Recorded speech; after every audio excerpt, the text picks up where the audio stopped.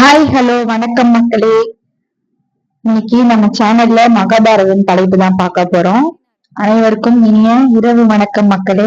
தலைப்பு 51வது தலைப்பு. வாங்க தலைப்புக்குள்ள போலாம்.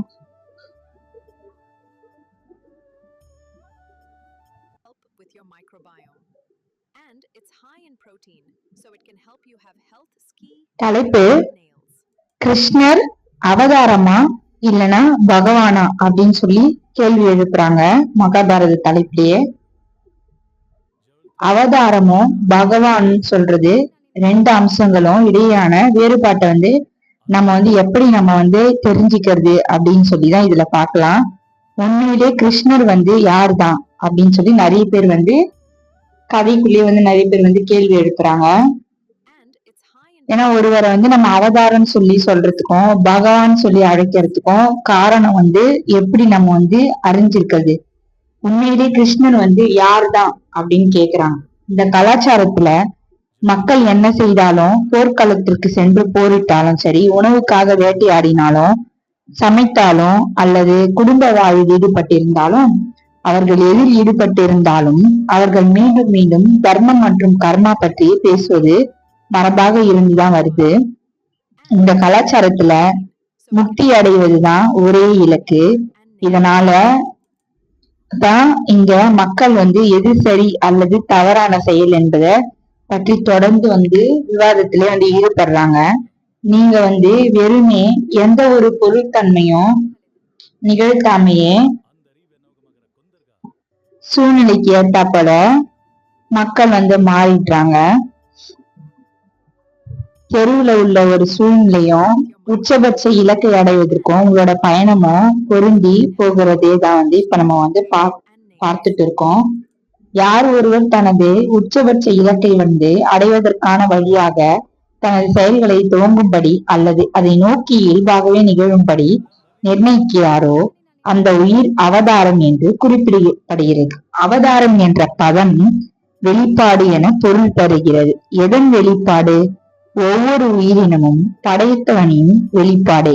மரம் மற்றும் எறும்பு என எல்லாமும் படைத்தவனின் வெளிப்பாடுகளே. நீங்கள் படைத்தவனை போல செயல்பட வேண்டும் என்றால் உங்கள் விழிப்புணர்வு படைத்தவனின் சாத்தியங்களை அணுகக்கூடிய அளவுக்கு மேம்பட்டதாக இருக்க வேண்டும். இந்த உயிர் படைத்தவனின் சாத்தியங்களை அணுகக்கூடிய அளவுக்கு மேம்பட்டதாக இருக்கிறது என்பதை மக்கள் அறிந்ததும் அவரை பகவான் என்று அழைக்கின்றனர். சாதாரணமான மக்கள் உணர்ச்சி வசப்பட்டு யாரோ ஒருவரை பகவான் சொல்லிட்டு அழைக்கக்கூடும். ஒரு தகுதியான நபர், ஒரு ரிஷியோ அல்லது முனிவரோ, ஒரு குறிப்பிட்ட ஞான நிலையில் உள்ள ஒருவர் யாரோ ஒருவரை பகவான் என்று குறிப்பிடுகிறார் என்றால் அந்த உயிர் படைத்தவனின் சாத்தியங்களையும் படைத்தவனின் வழிகளையும் கண்டறிந்திருக்கிறது என்று பொருள். பகவான் என்பவர் வெறுமே அமர்ந்து ஆசி வழங்குபவர். அவர் எதையும் கற்பிப்பதில்லை. அதே நபர் சில நேரங்களில் படைப்பாளியாகவும் சில நேரங்களில் மிக மிக சாதாரணமான மனிதராகவும் தோற்றமளிக்கிறார் என்றால் அப்போது அவரை அவதாரம் என்று குறிப்பிடுகின்றனர். அவதாரம் என்றால் அவர் படைத்தவனின் வெளிப்பாடு. ஆனால் ஒவ்வொரு சனமும் அவர் அப்படி வாழ்வதில்லை. சுற்றியுள்ள மக்களுக்கு செயல்முறையை சற்று இலகுவாக்க இந்த வடிவம் இருப்பதை அவர் தேர்ந்தெடுத்து கீழிறங்கி வந்திருக்கிறார். அவதாரம் என்பவர் கீழிறங்கி கற்பிப்பவர். உணவு உண்பார், செயல்களில் ஈடுபடுவார். அவர் விழிப்புணர்வுடன் வடிவெடுத்து கீழிறங்கி வருவார். செயல் நிறைவடைந்ததும் விடைபெறுவார். எனவே தொழில்நுட்ப ரீதியாக அவதாரம் என்ற பதம் கிருஷ்ணராக வடிவெடுத்து இறங்கி வந்த உயிருக்கு பொருத்தமான பதம். ஆனால் அவரது விஸ்வரூப தரிசனத்தை கண்ட சனத்தில் மக்கள் அவரை பகவான் கிருஷ்ணர் என்பார்கள். இன்னைக்கு 51வது தலைப்பு நிறைவடைஞ்சிருச்சு மக்களே.